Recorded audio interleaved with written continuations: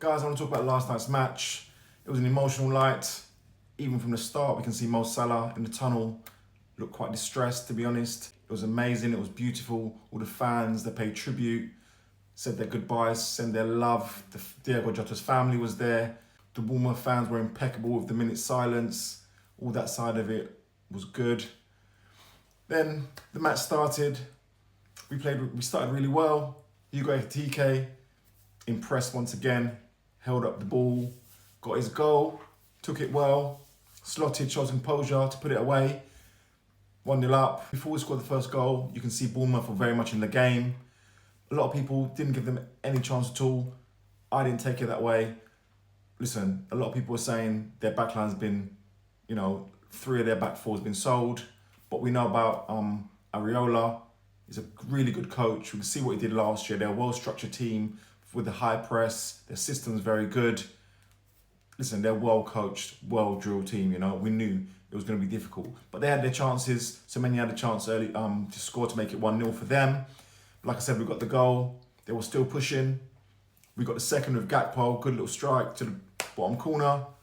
Then, second half, as the match goes on, they kept on breaking. You can see they were giving us problems. You can see we were having problems in the back line. There were gaps. Kirkes, it wasn't his best game. He played okay.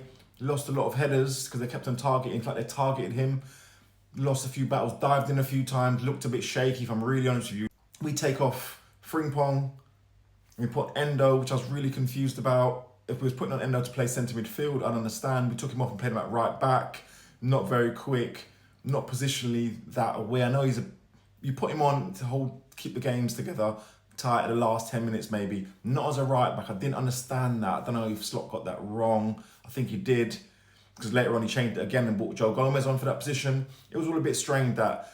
But they get the first goal. They get their goal. It's a good goal. Semenyo deserved this goal.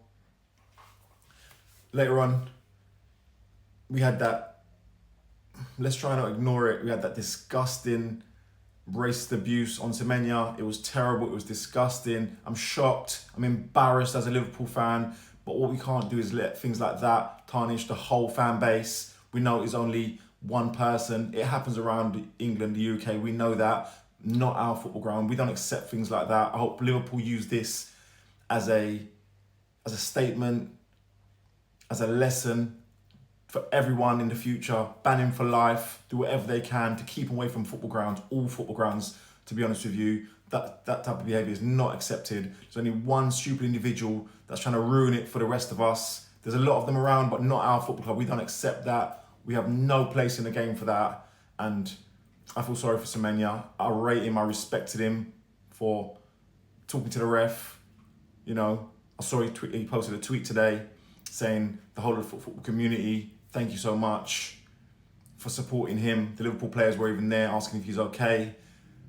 But it's still wrong. No one's trying to condole it. He was a disabled person. That does not make a difference at all. That is not accepted in the game at all. That should be a total ban for life from any football stadium in the UK or the world, to be honest with you.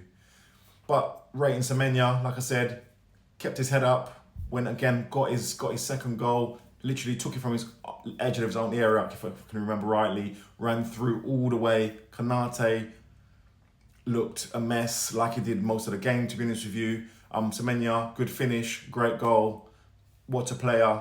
Listen, if Mo Salah was to ever leave, I'd want him on our right side. He was amazing last night. Top player. I think he's only about 25 years old. Dangerous, can play for a top 4 club without a doubt,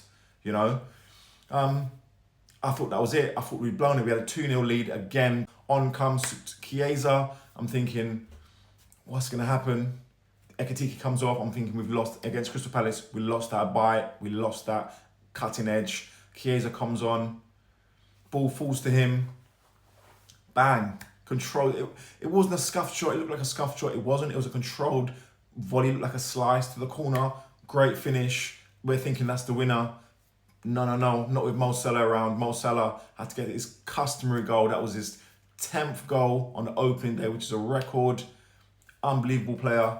That's in every consecutive season that he's been in the Premier League. With Liverpool, he's done that. Amazing record. He had to have his say, had to get his customary goal and pay tribute in his own special way the Diogo Jota celebration that we saw at the beginning of last season. Well done, Mo. Well done, team, for bringing it back 4-2. It looked comfortable at 4-2. It was not. Far from it. I thought we'd actually blown it. It is disappointing. A lot of it is letting the goals back in. Konate had a terrible game. His head looked elsewhere. I don't know. Maybe he didn't have the cover. We missed Gravenberch so much as a defensive shield in front of the back four. But you've got to give the players credit as well.